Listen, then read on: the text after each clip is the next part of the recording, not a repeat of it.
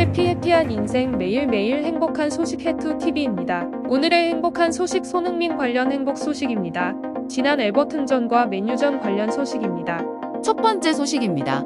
지난 수요일 저녁 토트넘과 맨유전 2회 경기가 있었습니다. 0대2라는 아쉬운 패배가 있었지요. 이 경기의 화려한 주인공은 맨유의 아르헨티나 마르티네즈 선수입니다. 맨유 수비수 마르티네즈가 맨유 관중의 아르헨티나의 세레나데에 맞춰 주먹을 휘두르는 모습은 장관이었습니다. 그럼 그가 손흥민 관련하여 지난 경기 후에 존경심을 보인 인터뷰를 했는데요. 지난 맨체스터 유나이티드 공식 인터뷰에서 그는 이렇게 말했습니다. 토트넘의 스타 케인과 선은 매우 강합니다. 토트넘의 가장 큰 강점은 수비에서 공격으로의 전환인데 토트넘의 가장 치명적인 두 선수는 케인과 선입니다. 그들이 잘 협력하면 대개 그들만으로 득점이 마무리됩니다. 그럼에도 불구하고 오늘 밤 우리는 경기를 지배했고 클린시트를 얻었습니다. 기분이 좋습니다. 평상시 케인과 선은 퀄리티도 좋고 매우 강하며 기술적인 능력도 탁월하지만 정말 강한 케인과 선 두 선수도 오늘만큼은 잘 협력하지 못했습니다. 앞선 마르티네즈의 인터뷰를 종합해보면 맨유 감독 에릭 텐 하그는 토트넘전을 앞두고 케인과 손흥민 봉쇄 작전을 전술적으로 잘 준비한 것 같습니다. 그는 케인과 선이 골문을 통과할 수 있는 공간을 거의 주지 않았음을 보게 됩니다.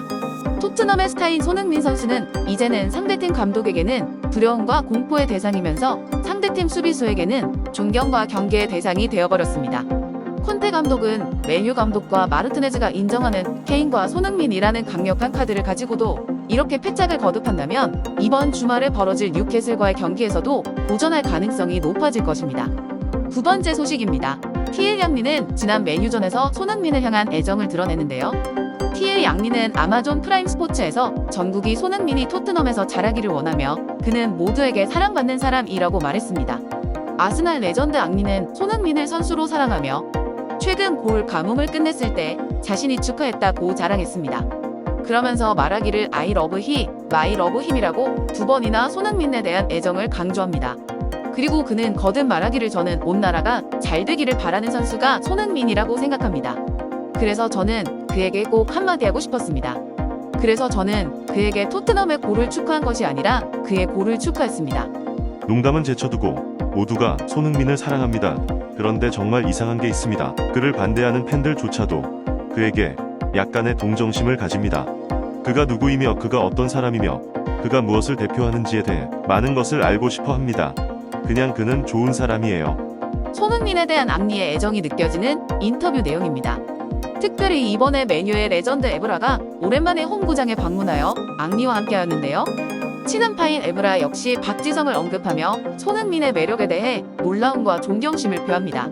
특별히 실력과 인성 그리고 인사력까지 겸비한 손흥민을 보며 에브라는 놀라움을 금치 못하며 박지성과의 추억을 회상합니다. 세 번째 소식입니다.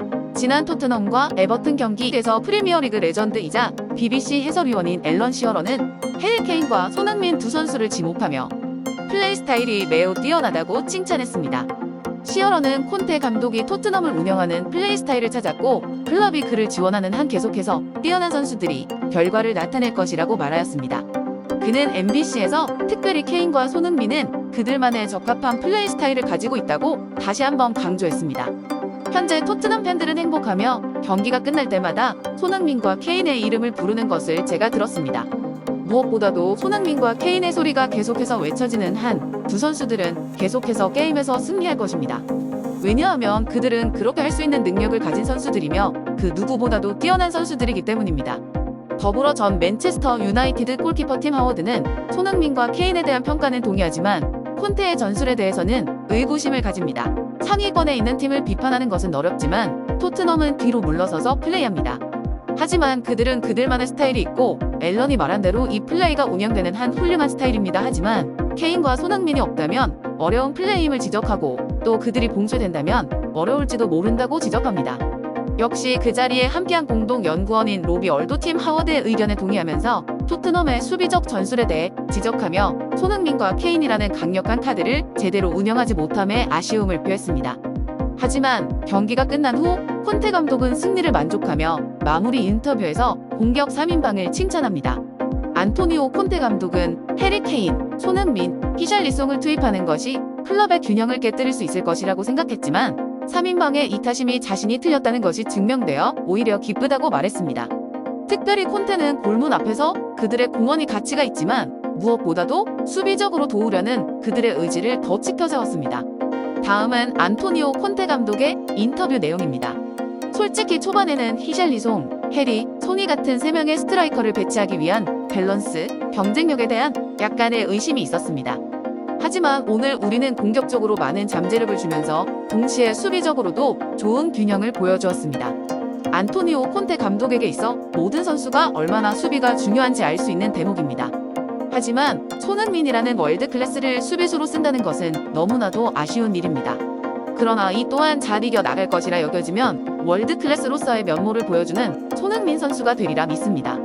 빼빼 해피한 인생, 매일매일 행복한 소식, 해투 TV였습니다. 오늘도 행복 하루 되시기를 소망합니다. 감사합니다. 구독과 좋아요, 저희에게 큰 힘이 됩니다.